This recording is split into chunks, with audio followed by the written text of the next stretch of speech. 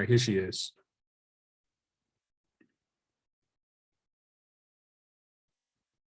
So we're all here. Yep, I'm here.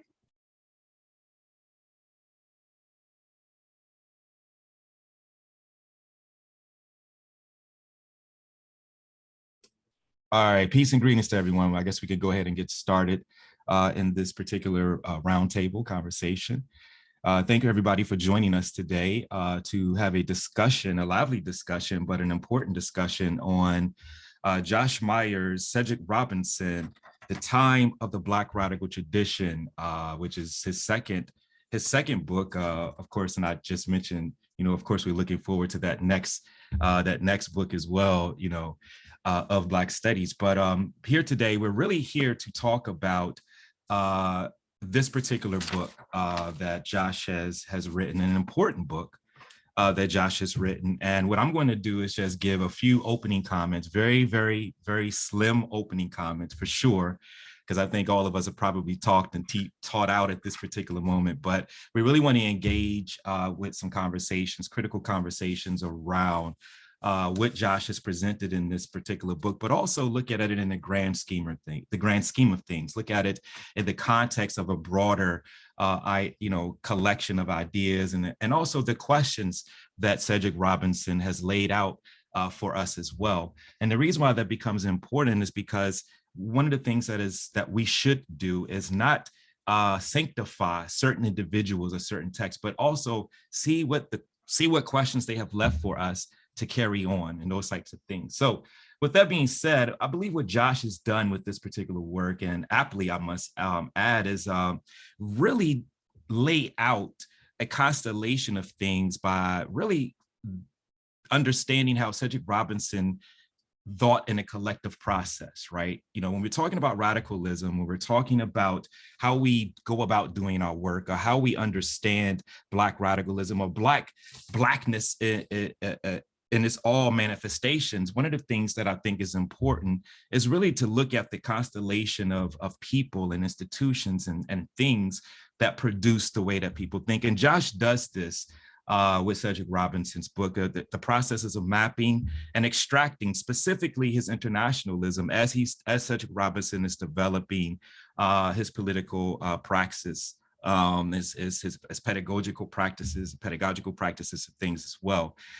He also astutely allows us to understand how Cedric Robinson was able to weave together theory and practice, specifically looking at some of the important revolutionaries, important thinkers throughout what we consider to be the Black radical tradition. And of course, he is also, as we know, Cedric Robinson in the terms of orders, he's critiquing this notion of political science as well, right? So I think that becomes important as well.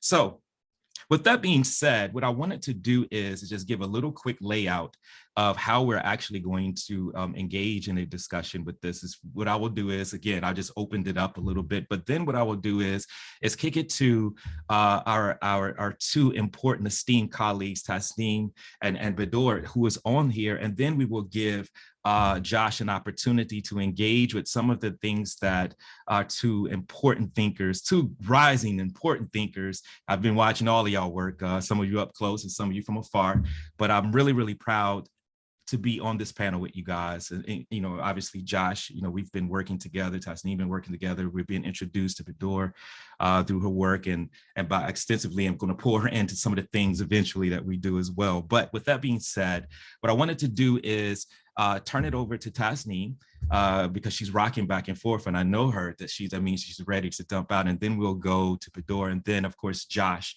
will obviously make some comments, but also some observations to what has been said.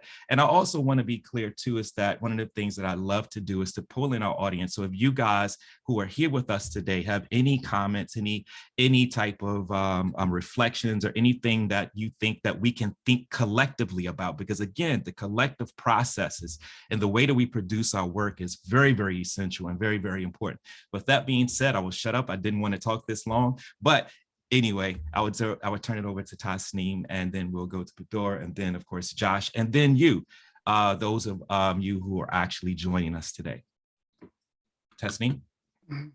So thank you, James, and thank you, Josh, for inviting me to participate in this roundtable on a beautiful and masterful account of Cedric Robinson's life and giving us the opportunity to truly think with him and you in radically new ways, and to do so collaboratively and in community with the wonderful scholars that are assembled in this virtual space.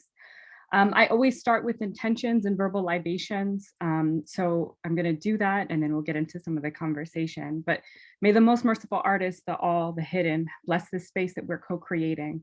We send remembrance and blessings upon our ancestors, both known and unknown, upon the unborn and our children, whom we are called to tend and care for this land, to create life-affirming systems for them to inhabit, and to inhabit joy and peace, balance and generosity, and to walk a path of righteousness and integrity. We honor our Africana, Indigenous, First Nations, ancestors and relations, and we acknowledge that we inhabit and occupy the unceded ancestral lands of Nacotchtak, Piscataway, Anacostan, Lumbi, and we show tenderness in the streets with our sisters and brothers in Sudan, Haiti, Palestine, Tanzania, and all over the African and Indigenous world, as all of these places and so many more are fighting for the protection and the preservation of all life. We accept these duties and responsibilities that we're charged with to seek truth, restore balance, and create harmonious societies. I'll try to offer some brief reflections as I engaged in a communal conversation, as Josh frames it in his lecture notes on how to read, which I really loved, and share what kept resurfacing and surfacing for me as I read Cedric Robinson, The Time of the Black Radical Tradition. As Josh writes, this is a text that exists to call attention to a life and not merely narrate its details, in order that we do more than find in Cedric's work a subject to study. For in calling attention to a life, we call attention to ours. It is to rediscover the Black radical tradition from a historical experience. And in discovering it in our histories, we discover it all around us. In immersing myself in Cedric's time, moving through the movements and vibrations of his life, his sacred ancestral and intellectual genealogies, and the terrains, the geographies he traversed, the spiritual, cultural, and conceptual worlds of Black life, the consciousness, experiences, and questions that this travel yielded, made me reflect upon my own, reflect upon our shared histories, unknowingly tracing and traveling along resonant paths.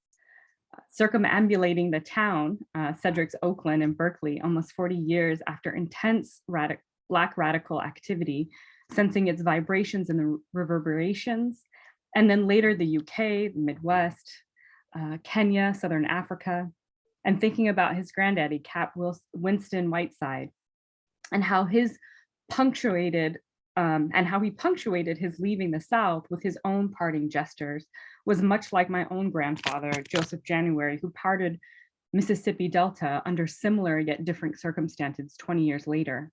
Reading more about Cedric's life deepened my affinity to him through Black social life and through Black study. I'm reminded of Ella Baker and her question, now, who are your people? This is important, and it's a very old Africana tradition of establishing who we are in the world. Traditional African history maintains that the traditional ancestral transmission, the way we convey our history, is through sacred genealogies. And some of his other writings on the work of Jacob Carruthers, Josh reminds us that the historiography of Africa, like all African deep thought, flowed from and into what Ahmadou Hampâté Bâ called the living tradition. The knowledge and heritage of all African peoples was based upon this intergenerational transmission of the sacred word, what Theophile Obenga calls the mighty word, this divine conversation that began with the creative words of the divine to the first ancestors, what continued with the elders, passed down to each subsequent generation, passing on the creation and each sequential development dramas, which contained the enduring wisdom of a people. Or to put it another way, it is vital to locate an individual as part of a family, a community, a region, a culture, and a historical period. We are forged out of kinship networks, local communities, and organizations. We're forged out of struggle, radicalism, of revolution that develop and shape our consciousness. Calling attention to Cedric's life called attention to mine and my ancestral familial histories. Generations of people engaged in struggle, calling attention to the real aspirations. As Cedric and then Josh writes, the real aspirations of women, workers, the poor, the displaced, the dispossessed. the enslaved, to radically transform the world, to preserve and protect the preciousness of all life on radically different terms. Our familial histories traverse factories, fields, plantations, mines, the shop floor, prison, refugee camps, shanty towns, and ancient, glorious, flourishing human societies, and so much more. Just to talk a little bit about my own ancestral histories, and this is really what the work of Cedric Robinson brings to life for me, is that, so for my family, we were raised primarily by my mother's people, emerging out of what Robinson writes in Black movements in America, an alternative Black political culture and social worlds that was inventive rather than imitative, communitarian rather than individualistic, democratic rather than Republican, Afro-Christian rather than secular and materialist. The social values of our agrarian people generated a political culture that distinguished between the inferior world of the political and the transcendent universe of moral goods. My people, like Cedric's people, were blues people from Vicksburg, Mississippi, in the Mississippi Delta, and the Black towns of Hickory Grove and Greensville, Kentucky. Before them brought through to the Caribbean, our ancestors were taken in captivity from Senegambia, Congo, and other regions of West and West Central Africa. They were also the Choctaw Nation, Mississippian people, Shawnee, and other indigenous nations within the Southeast. They were also Irish and French Jews. They fought in Black regiments in the Civil War and were drafted for the imperial and colonial wars of World War I and World War II. My mother grew up in the Midwest, fought and organized direct actions and protested for Black studies as an undergraduate student in Indiana State University in Terre Haute, with the Klan many times firing upon them. My father's people hail from East Africa by way of the Arabian Peninsula, the Middle East, and eventually settling in South Asia. They fought British colonialism, and they were classically trained Islamic scholars, building religious and political movements. They took the trains and walked to newly formed Pakistan during the incredible violence of partition, dispossession and displacement from their homes in northern India. My father grew up in a refugee camp in Pakistan for 20 years due to his work as a socialist and student organizers. One of the direct actions that he organized was against the CIA-backed assassination of Patrice Lumumba, who, along with the breadth of African decolonizing movements in Africa, collaborated and inspired student movements in South Asia. He fled Pakistan in the dead of night due to his political organizing that informed my cousin's political organizing later on in later generations. But he fled against the US-backed military junta in Pakistan. As an organizer and activist, he was expelled several times from various colleges in Pakistan and ended up in DJ Sciences College for Engineering. As an unintended consequence, he received a student visa to study in the US, and due to the repeal of the national origins quota in 1964, which was a result of the political organizing and activity of Black social movements, he came here. My sisters and I grew up in the US, finally settling in California in the 80s and 90s during, as Cedric puts it, a time of debauchery of an unfettered capitalism and a political and bureaucratic corruption of the Reagan years, experiencing the materiality of the historic transfer of wealth produced by foreign and domestic shifts. My parents deepened their organizing in Black, working class, and immigrant Muslim communities and anti-apartheid movements, in the labor and anti-war, anti-imperialist, anti-colonial movements. We grew up distributing pamphlets and books our parents wrote, edited, printed, and published through publishing companies they established, and from the organizations they co-created in communities of love, care, and struggle, much like Elizabeth and Cedric Robinson, and the communities that James and I have created with our work and our students nationally and internationally. We were taken to direct actions, protesting apartheid in Tanzania, the MOVE bombing, US intervention in Iran, Grenada, Central America, Africa, Latin America, the occupation of Palestine, the occupation and wars against Afghanistan and Iraq, the genocide, these are all genocidal, I should say, the genocide in the former Yugoslavia, fighting against labor exploitation of farm workers, organizing with hotel workers, and so on and so forth. These were my early groundings of Black studies, and this also revealed the convergence of various radicalisms. They revealed the capaciousness and expansiveness of Black study, the foundation of knowing, of knowledge. This expanded my consciousness in many ways that were implicit and explicit. And it resonates with me as I read through Josh's work, just a lot of these parallels and really illuminated a lot of these key questions. It informed the quest for knowledge, a seeking, a knowing, a curiosity about the world that we live in and about the inequities and violence we face, we experience and bear witness to. And I was always painfully aware, much like Cedric, of racial oppression.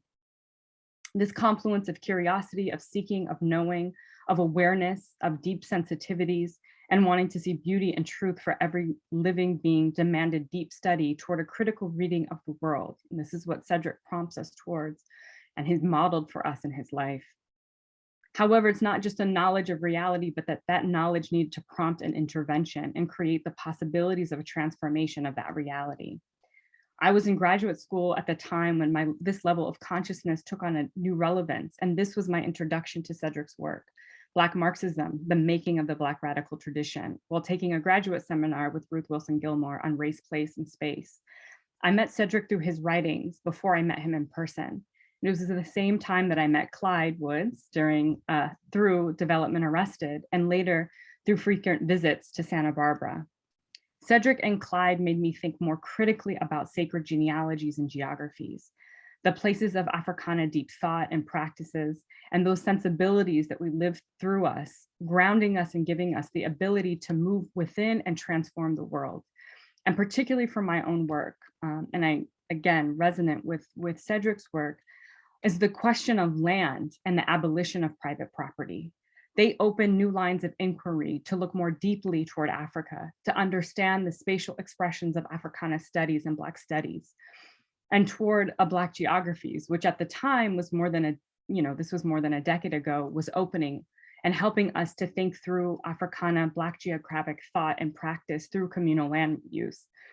As Catherine McKittrick points out, that it asserts a claim to place that's not naturally followed by this material ownership or Black repossession, but rather by a grammar of liberation, that the ways in which Black and Africana and Indigenous folks engage space and produce it in the African world, the way we engage land is in terms of use value. We may not own it, however, it is the value to our communities, our cultures, our spiritual systems. This is one of the key interventions that Cedric's works makes for us, that Black geographies makes.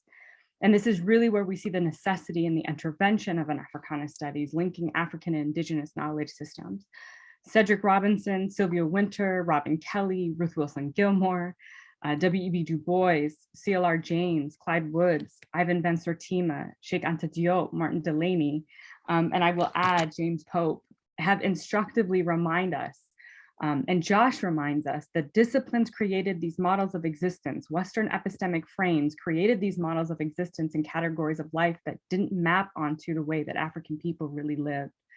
And this, for Cedric, created the opening for Africana studies, for Black study to do something different. That is, that Black study is not solely descriptive, it is prescriptive, and that the urgency of our contemporary moment demands this critical study and scholarship, particularly as our ancestors continually remind us of and plotted a path, a course of survival to live in this place and perhaps thrive in this place, to create beauty, community spaces, and life under life-destroying systems of modernity. Racial capitalism, which is on all of our tongues now because of the work of Cedric and the scholars that came before him. White supremacy, heteropatriarchy, colonialism, imperialism, incarceration, displacement, and dispossession, to collectively heal and regenerate our world, to foment radical social transformation. These modalities of being, forms of social organization and sociality, is governance, philosophies of living and philosophies of life, and ethics of living, exceed, or rather more to the point, precede Western epistemology and epistemic frames, and offering a remembering of wholeness within radically different ontological and epistemic worldviews. And even to frame it in this way doesn't quite attend to the Africana ways of knowing, which are not ordered in discrete forms of knowledge. They function as wholeness, holistic, and embodied. I just want to say in closing that I really thank Josh for this work. It was And this opportunity, I knew Cedric, and I never really got a chance to formally kind of reflect on his life and what his life has actually done for me in terms of my own intellectual and personal pursuits and the organizing and activist work that I do. Cedric was a model of what it means to be a Black scholar and to help us find our vocation as a Black scholar. So I'm reminded of the words of Vincent Harding, and this is the life that Cedric led, is to be possessed by the truth. And that possession of the truth is going to make us move in different ways that the academy cannot contain and cannot hold us. And hopefully we will build the Black university that all of our scholars and ancestors and our co-collaborators and co-conspirators are working towards to do. Thank you so much.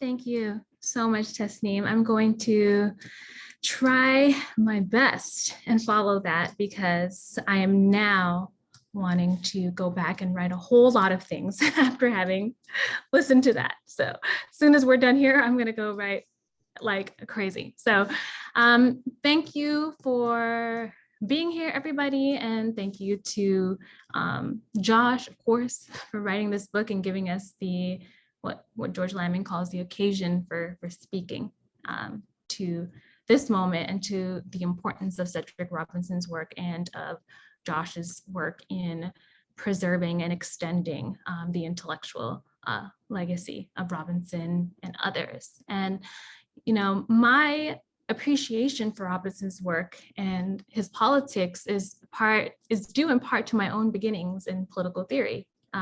So I did my BA in political theory and then later decamped for Black studies, where I found myself addressing so many of the conundrums of political theory, but outside of the space formally, right? And such is the contradiction oftentimes of the quote unquote Black scholar, right? In any normative discipline. And I think this is the time to revisit Robinson's work and Myers and Josh's book in particular, because of what COVID-19 has done to us all, right, in this moment. And I think also of Clyde Woods, right, writing about Hurricane Katrina, where he wrote in his piece, "Do you know what it means to miss New Orleans?" He wrote that, quote, "Hurricane Katrina has replaced the celebration of American civilization with a striptease of American humanism." There you can see it quite naked, and it's not a pretty sight. And I think this moment has certainly laid things bare in a similar way, right? So I want to talk a little bit today about how in the introduction and the title of Josh's book, Time, is presented as a puzzle for both Robinson's thinking and for the reader's engagement with the text. The first thing that came to mind when I saw the title, right, I thought of Setha in Beloved saying, "I was talking about time. It's so hard for me to believe in it." Right? And Josh writes in the introduction that, quote, "Western time was constructed to do more than serve as a catchment for events. It was an attempt to impose order on the rhythms of human action rather than simply understand them." Right? It reminds me of Derek Walcott, who wrote in his essay, What the Twilight says that poets have a contempt for historical time. Myers' book shows us, I'm going to call you Josh now, since we're on the Zoom. So Josh's book shows us that in this contempt for standard or historical time, Robinson was a political theorist, but even more, he was a poet, right? Via this contempt for historical time. And so Josh's opening of the text, right, with a critique of our attempts to naturalize time is, I think, important, right? So much about historical time, right, which is also what justifies the poet's contempt for it, right, is an attempt to regulate or routinize something which simply cannot be held or bound or enclosed, right, as far as Black people are concerned. That something is time itself, right? And Josh also talks about how time unfolding or being experienced differently, right, according to where you are, right? And so this is kind of legion in Black study, right, and in the Black radical tradition. And Derek Walcott called his sense of time the twilight, right? Dion Brand calls time elliptical, right? Kamau Brathwaite said the pentameter's control over time had to be broken down, right? Robin Kelly, right, in the introduction to Black Marxism, said that Robinson revealed that capitalism didn't progress along the lines of a neat dialectic. It grew in fits and starts, incremental time, right?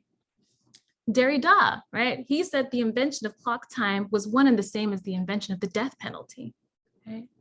Bobby Seale told us to seize the time, right? Yes, there's no better way to consider the importance and the weight of the Black radical tradition than to thread the problem of time through it. Time is a puzzle, and Black people, we have our own sense of time, and therefore our own sense of living itself.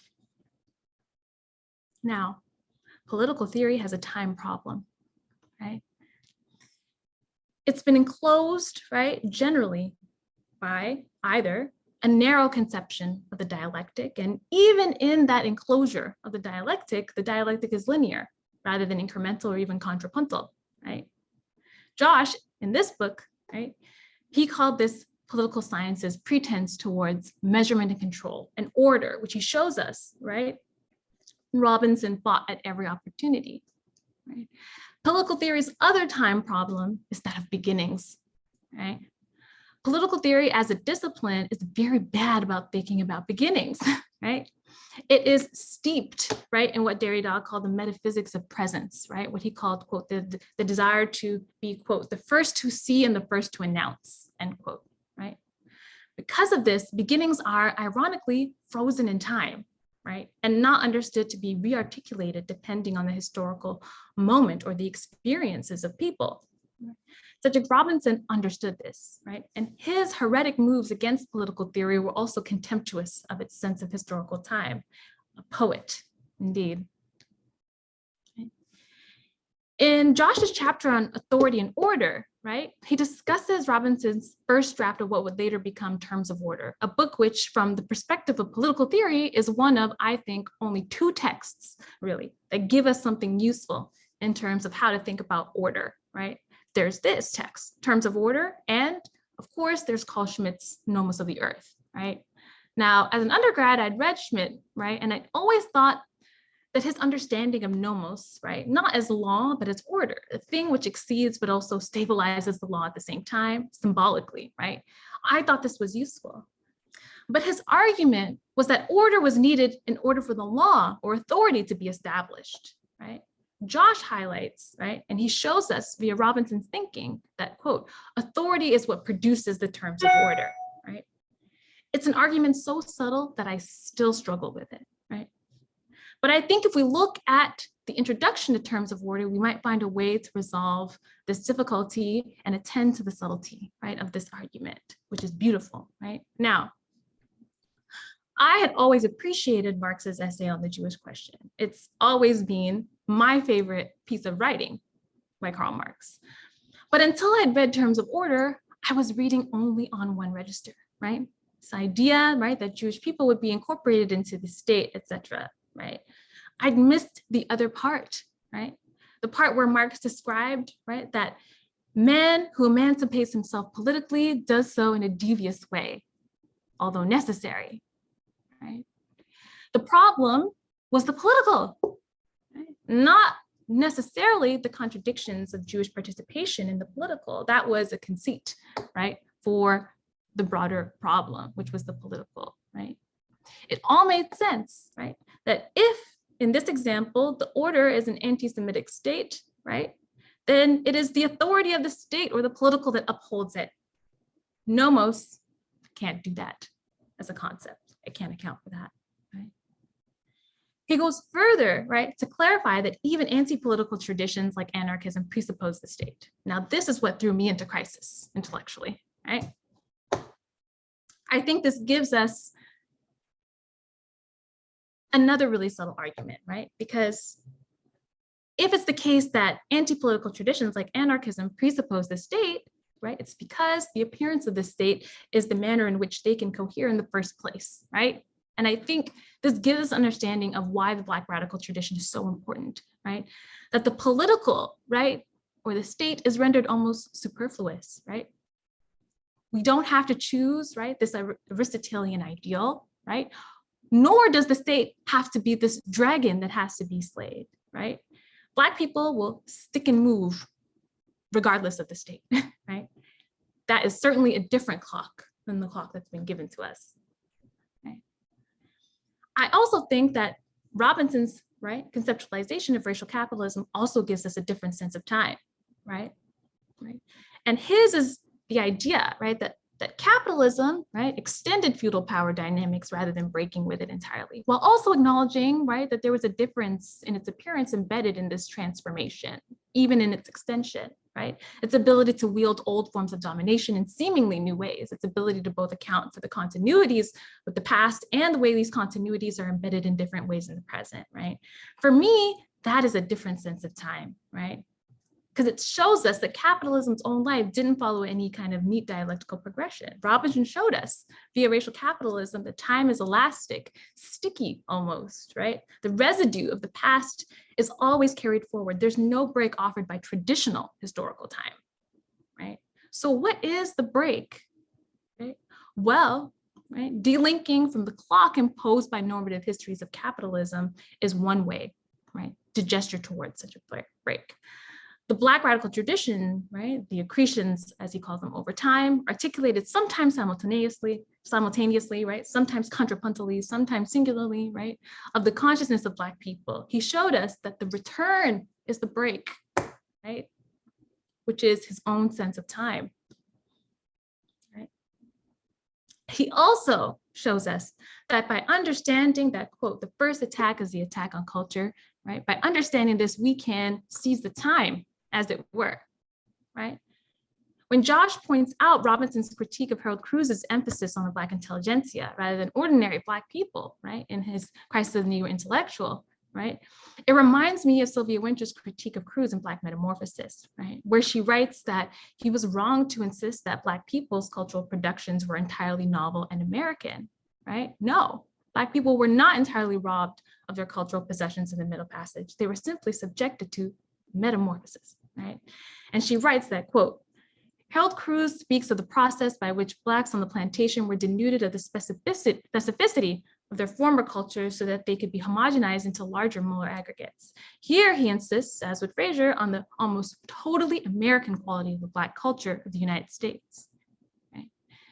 In this sense, Cruz's insistence on the specific circumstances of the American experience is timely and important. Where this monograph disagrees with Cruz is on the question of destruction. As the Jewish example shows, the original cultures were not destroyed in Egyptian captivity, but were instead metamorphosed. It was this metamorphosis that then provided the features that extended the cultures of origin from local characteristics and transformed it into a culture of exile, detached from its specific place, its local habitation, a mobile culture, so to speak, that became at once particular and universal, right?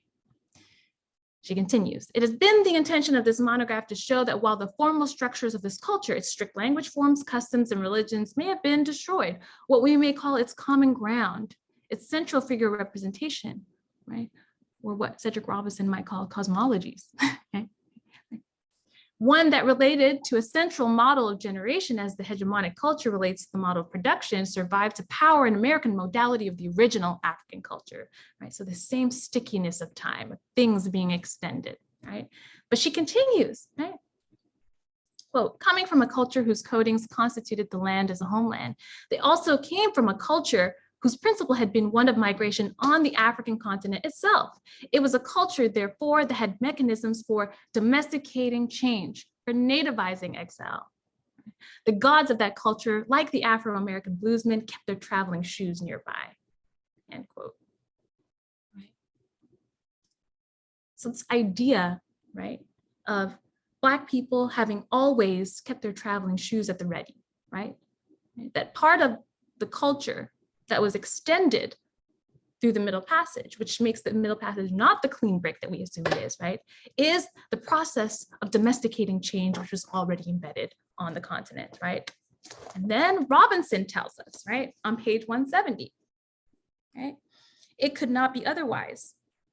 This is what the Black radical tradition made manifest. It was a consciousness implicated in what Amos Otuola, so many generations later would name the Bush of the Ghosts. In the 20th century, when Black radical thinkers had acquired new habits of thought and keeping, some of them supposed with the new conditions of their people, their task eventually became the revelations, the older tradition. Not surprisingly, they would discover it first in their history and finally all around them, right? So there's something about this particular moment, because Winter was writing Black Metamorphosis at the same time that Cedric Robinson was working on Black Marxism, right? And there's something about the way both of them are critiqued for the same thing, for trying to theorize the whole world, for being too ambitious, right? For attempting to grasp the totality, right? What they both understood, however, right, was that the nature of the transformation required is total. Either the whole of society is transformed or it's not.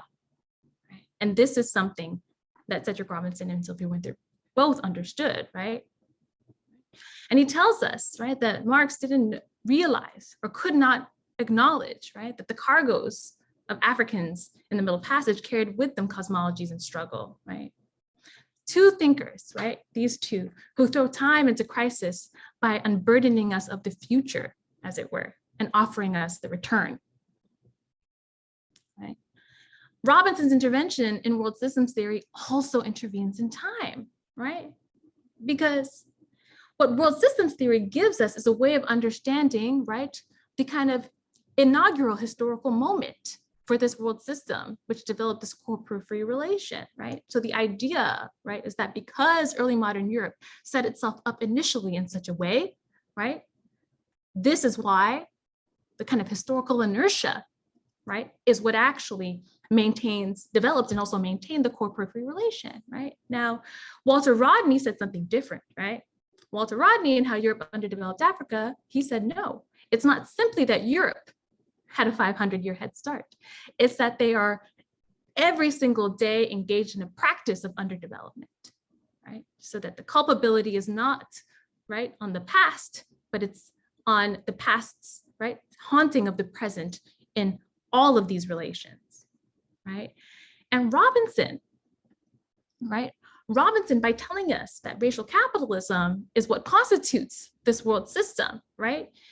He is then, right, unburdening world systems theory of the one thing, right, which limits it in my opinion. It's the one thing that doesn't make me buy into world systems theory completely, right? Which is this dialectic, right? This very neat historical dialectical progression that world systems theory, right? So in this way, his sense of time not only, right, extends his own ideas, but it improves the ideas of other people. That type of generosity, right, is not something, right, that is common in this profession, right? To take an idea like world systems theory, so ubiquitous, and to say, I have the thing which will give this idea more life, a more enduring lifespan, right? When Josh highlights Robinson's insistence, right, that categories need to change, right? I'm of course reminded of Fanon's insistence that we must invent new concepts, right? But the problem is that there isn't anything new under the sun at all, right? But things can feel new, right? And so in a piece I wrote about Black Marxism years ago as a graduate student, it's a little bit facile now if you read it, right? But I think I got one thing right in that piece, right? I said that what Robinson was doing with racial capitalism was he was engaging in a project of what Derek Walcott called Adamic naming, right? Where the name itself, the world itself is the same, but right? Old words are made new again sometimes. Sometimes you can take the same word and it means something entirely different, right? It assumes the face of the person who wields it suddenly, right? And it's made new, right? Racial capitalism was one example, right, of this kind of Adamic naming project that I think Robinson was committed to. He did it also with order and authority, right? He did it with radicalism, right? He did it with culture as well, right? And in my estimation, Josh did it with the concept of time in this text. Thank you. Thank you very much for both of you guys. This is one of the luxuries of being able to sit in community and collective processes and think about. And also, let me just say really quickly, Josh, see what you did. This is what this is what you've done, in the context of writing this text. And before I turn it over to Josh's and his responses, and also try to collect some ideas. One of the things that I find as an attempt to kind of put all of this together is that what Cedric Robinson represented or embodied was the duality in Africana resistance, this idea that it is disruptive yet continuity. Yet how do we understand the rhythms of Black freedom, which is very, very important, of creating a whole separate category, because the categories within racial capitalism, imperialism, colonialism do not map on to the ideas, the lived experiences of Africana people. With that being said, Josh, any responses to this? And again, if anyone has any comments, please, by all means, you can put them in the chat, or we could figure out how to get them in the conversation. I'll turn over to Josh. All right, so I'm here twice because I'm on hotel Wi-Fi, and so it's already kicked me out 3 times. So if that happens, I'm going to switch over to my phone. So that's why I'm here twice. So I'm actually sitting in Binghamton, where Robinson spent 4 or 5 years of his academic career, tenure track job in African American studies, and he eventually became the chair of Africana studies here at Binghamton. But as I show in the book, he's also there with the birth of the Fernand Braudel Center, which is associated with the development of world systems theory, and founded by Terrence Hopkins and Emmanuel Wallerstein. So that's where I am right now. So it's very interesting that we're having this particular conversation. The other thing is we're at NCOBS, so the National Conference of Black Political Scientists, and this is a Black space for Black people. And that's really important in this current iteration of Black academic posturing, right? On the one hand, where you have people who are clamoring for a kind of respect within what we consider to be traditional Euro mainstream disciplines. And on the other, we have the old heads and the young upstarts who are saying we don't care anymore about that. And so I'm happy to be in the number of folks that don't care about being respected by white disciplines, being respected by Western, what Western civilization says is somehow normative. Because once we're in that kind of community, we can actually get to work, right? We can actually stop thinking about how to build a bridge to people who would kill us before they walk across that bridge.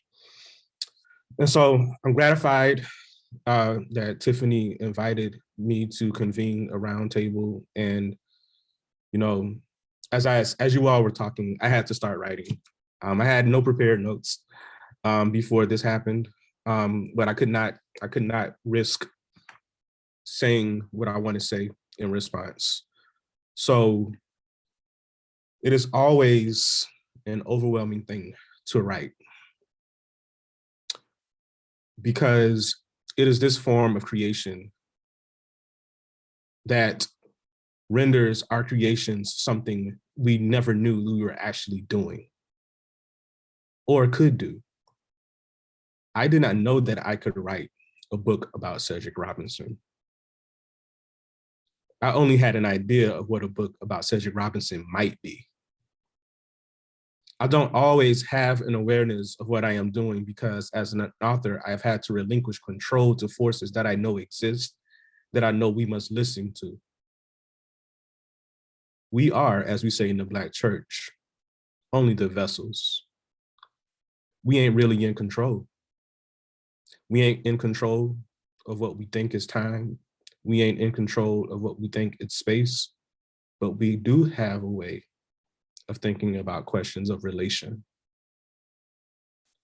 We have to know something about how we have thought about that question of who and what really matters to our sense of ourselves, our relations to other human beings, to nature, to the cosmos. And this is the starting point for me for Black studies, which means also that we gotta be okay with a kind of formlessness, a kind of openness.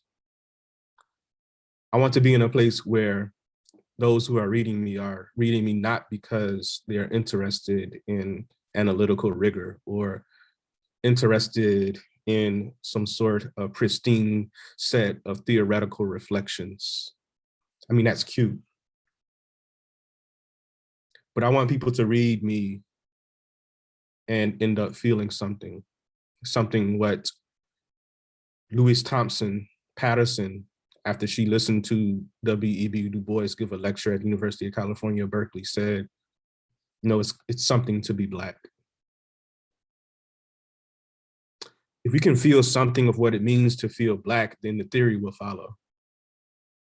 So Tasneem, Bedour, and of course, James have just in these last 45 minutes showed me again in really beautiful ways what it really is to be Black. And by extension, what it is to be a Black theorist.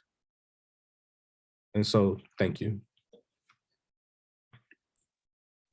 No, thank you. And again, you know, the embodiment, the processes that you show as in the genealogy of Cedric Robinson is very, very important, because one of the things that we all find, we see these reflections in these genealogies of how we come to embody this particular work, because I think the embodiment component is very important, because, and also the collective process, starting with Elizabeth as well, right? So Elizabeth was very, very instrumental in making sure that this space, and when you're talking about a space, you mentioned, you know, we're here in this particular space. And of course, you know, Cedric Robinson is critiquing political science and part of creating the organization within which we're sitting here even today, which is very, very important. You know, just to, I'm getting into my radio, my radio type of thing, and whatever. But anyway, so let me say one point. So the point being is that what we would like to know at this particular point is, what are some questions that Cedric Robinson kind of left for us in the context of how do we understand Cedric Robinson not as the encapsulation, but the embodiment of a tradition, because this is what he's trying to study, right? He's trying to give us a map, because he's clear about what's happening in the world. He's clear about these terms of order. He's clear about the, you know, that we have to resituate. What are some of the questions that you think that are very important for us to carry on? And we'll start with Josh, and then we can get some responses from Tasneem and Bedour. I think really quickly, like what is the unfinished, perhaps, task of the break that happened in 1969 with the creation of ENCODES? Perhaps the unfinished task is, what does it look like for us to truly mean, what do we really mean when we say, like, an alternative epistemology for this category of politics? I would love us to really get back to that conversation. I think it's stalled for a number of different reasons. But, you know, I'm teaching a Black social science course this semester, and, you know, we're reading the debates between Mac Jones and Ronald Walters about whether or not behavioralism is a sustainable model for thinking about Black political activity, right? And that's within the notion that we will have, or that we should have, a future that is grounded in politics, right? So while Carruthers is important for me, and I'm glad you mentioned him, Tasneem, because he was an ENCODES regular too, right? Because his discipline, his home discipline was political science, right? But then there's the break. His break was that maybe the future is not political, which is a hard thing to say within a place like ENCODES. I mean, the future horizon of liberation, right? And so I would love to see a reckoning with Robinson in those particular terms. And one piece that we didn't mention was published in the NPSR in 1995, where he talks about slavery and titled "Slavery and the Platonic Origins of the Anti-Democracy," which is a text that I think perhaps should be revisited and connected to some of the future work of not only this organization, but for people who are involved in this rebellious kind of sensibility that Black academics have been involved in for some time now. Struggling against disciplines continually, right? You know, I'm reminded of even my own, I mean, as a person who gets a PhD from Howard University, focusing one particular area on Black politics, when I went on the job market, I didn't get one offer or one look from political science because I wasn't studying, you know, Black folk as objects. I was studying them as active agents and creating theory, creating radicalness. And so, reading, this book and also having been exposed to Cedric Robinson very early in my undergrad, specifically through Audrey Smetley, who actually worked with him at Binghamton. He's there now, and having, those types of connections, and also having connections with folk who got kicked out of more colleges than we get accepted to because they were trying to start a Black revolution, in the 70s and 80s and stuff like that. So I think that becomes important. Tasneem and Bedour, do you have any responses to what Josh has said, or any questions, or anyone that is with us? I want to make sure that this is a collective process as well. Yeah, definitely some questions. I can definitely relate to this the decampment, like I said, from political theory. And I came from a very, very conservative political theory department at the University of Toronto. Read a lot of Hegel and Kant and Rousseau till I was blue in the face. If you had someone spicy, you might read Arendt. That was the vibe. So, I think one of the questions that Cedric Robinson has left on the table and that we have to pick up, right? I think, and it's the most important question to me, is like, how are we going to live together? How are we going to do that? How are we just going to go about living together on this planet? I think that is the question that he's reaching for more than anything else. And it's the question that I have at the front of my mind always. What it is that I'm doing, is it going to make us more able to live together? Right.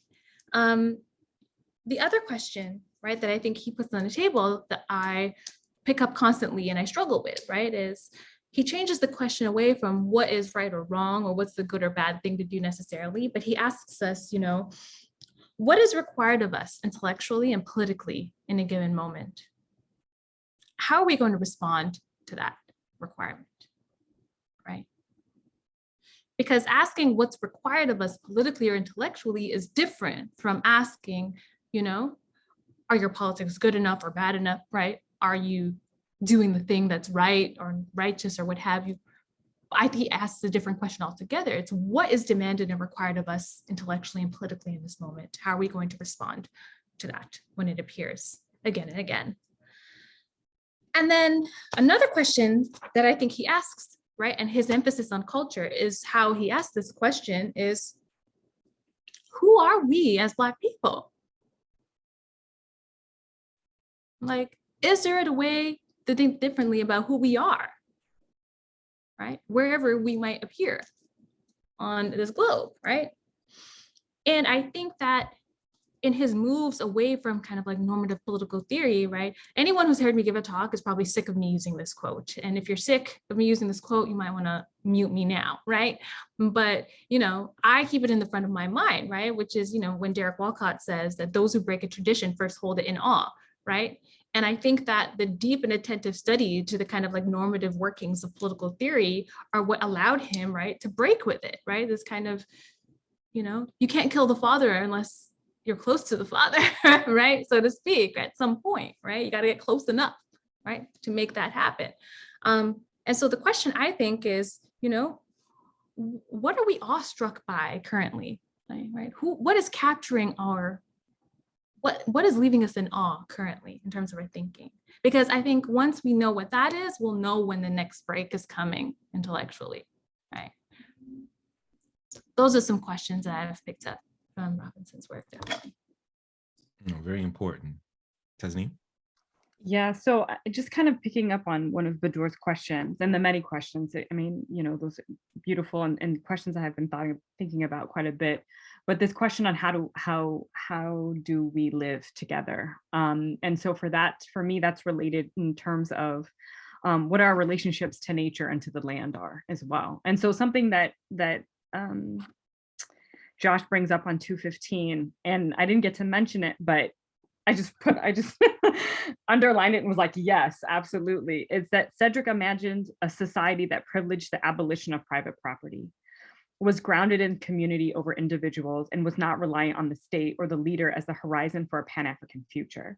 Proposing the development of a Pan-African Commonwealth, he declared that we must seek to fulfill Sekou Touré's recognition that since revolutionary Pan-Africanism basically refers to an Africa of peoples, it is in the interest to uphold the primacy of peoples against states.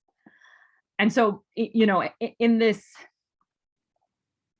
era of land back movements, in response to largely to, you know, sort of, and I'm sure Bedour could probably articulate this a little bit better in the sense that in her own work, but, you know, the sort of hastening and anthropocentric climate change and the forefront of indigenous communities in what we call the Americas and in the continent in Latin America are on the forefront of us thinking about what does it look like for us to abolish private property, and how do we get there here? How do we support these movements and work in tandem with these movements as well? The second question, or sort of what I'm kind of looking at, and again, and James is very familiar with this as well, is also the role of spirituality in Cedric's own work, and it sort of is there, right? So as Josh is saying, you know, there's something else that is moving us, that takes hold of us. And, you know, Cyril R. James is thinking about it as well too, right? Du Bois thinks about it as well. Robin Kelly thinks about it as well, but there's an elusiveness to it. And so thinking about the ways in which spirituality has fortified us always in terms of preparing us for struggle. So I also think about another quote from Cedric Robinson. He says, I'm not discussing a coming revolution. I'm trying to impress upon the fact to you that we are already in the midst of revolution. You're already in the midst of war. There has been no war of modern times that has taken so great a sacrifice of human life and human spirit as the extraordinary period through which we are passing today. Some people envision revolution chiefly as a matter of blood and guns and the more visible methods of force. But that, after all, is merely the temporary and outward manifestation. Real revolution is within. We're not called upon then to discuss whether we want revolution or not. We've got it. Our problem is how we're going to how we are coming out of it. And so I think, and this for me also resonates a lot with Grace and James V. Boggs when they're talking about what is revolution. It is growing our souls and our spirits. And what are the ways in which we do that, right? It is the collective activity and the creativity and consciousness of a people. So in this moment right now, what are the forms that looks like and what is it taking? So those are some of my questions. Thank you, and of course, the chapter when he's looking specifically that Josh writes about beyond racial capitalism is one of those very interesting chapters, because this is really trying to look at, you know, the intellectual genealogy, right, and how we are dealing with all of these particular forces and things that are pulling on us on every day. And again, Cedric is embodying these particular notions out of a community within which birthed him, right? You know, that becomes very important as well. So with that being said, I think we're at time. If anyone has any closing comments, of course, we will leave it to Josh to take us out, give us marching orders, whatever you would like to do. Well, my student, Justina, has a question in the chat. Oh my goodness, I'm not doing my job. Let me see. Let me see. Christina, okay. Where's the question? Okay, I'm gonna read this out. Okay. This is such an important question for me as a political science undergrad, looking to grad school and a career in the academy. To what extent do we have a responsibility to take up space in political theory to change the narrative, even if we cannot change minds? Oh my goodness, that's a great question. I think we got another 2 hours. We got another 2 hours on this call as well.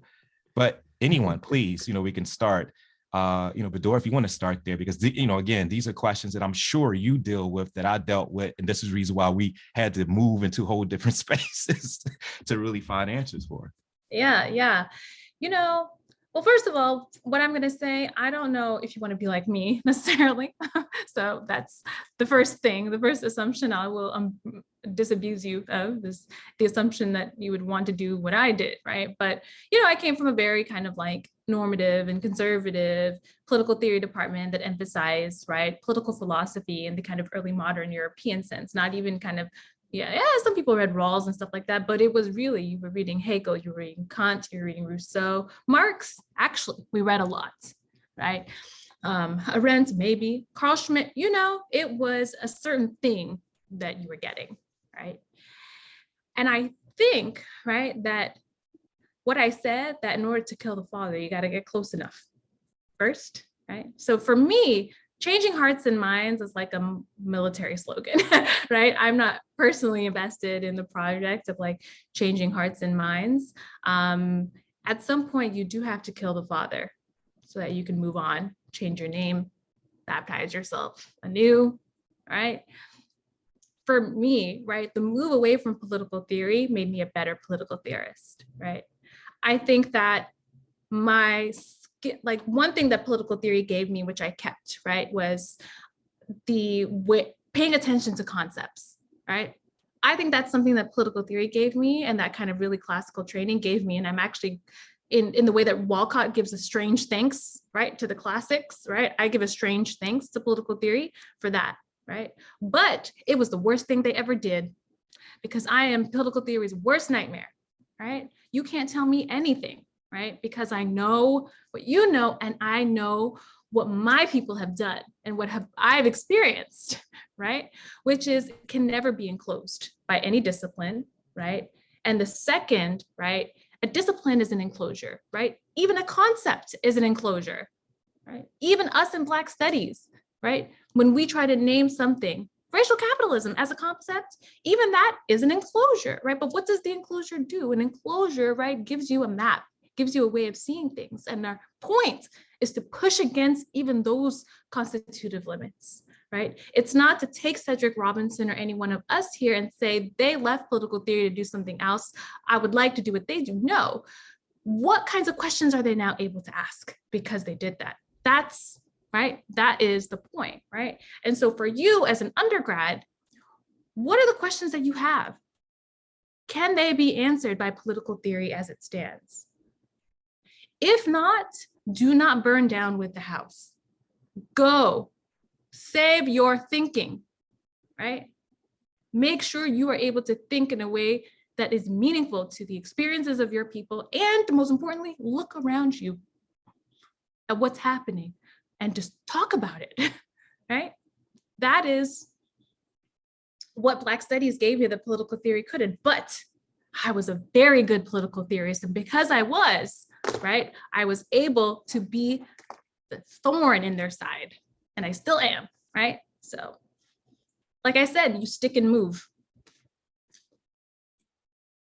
Thank you. Jasmine, I see that you put into the chat that you was one of Cedric's last students, part of that particular. Did you, and I see that you're also making a lot of comments there. Did you want to, no, again, we want to be collective in this particular process. And, if we were together, we probably will be sitting together as well, because I don't like to be upfront and all that other stuff. But did you have anything that you wanted to add to this or anything? I just want to say thank you to all of you for being here and sharing all of these experiences with us. I am Cedric's last student. He passed before I could file my dissertation, last graduate student, and I'm part of that community in a lot of ways. And navigating the waters of political theory as a graduate student is harsh, but Cedric made room, particularly for women, particularly for Black women, to survive that process. So please, please, please, if anybody wants to talk about what that looks like, especially in that transition from his life, from being with us to not being with us, and the transition that we're seeing going through this discipline, which is in rough waters. Please reach out. I'm happy to talk about it. And to piggyback off of that, if you're at Howard University and you're in political science, as Josh knows, that's where I got my PhD. So I definitely could give you all types of insight, in that particular. But again, you have a community. You've met us. You can get our information specifically from Josh, and the information is there. We have 2 minutes.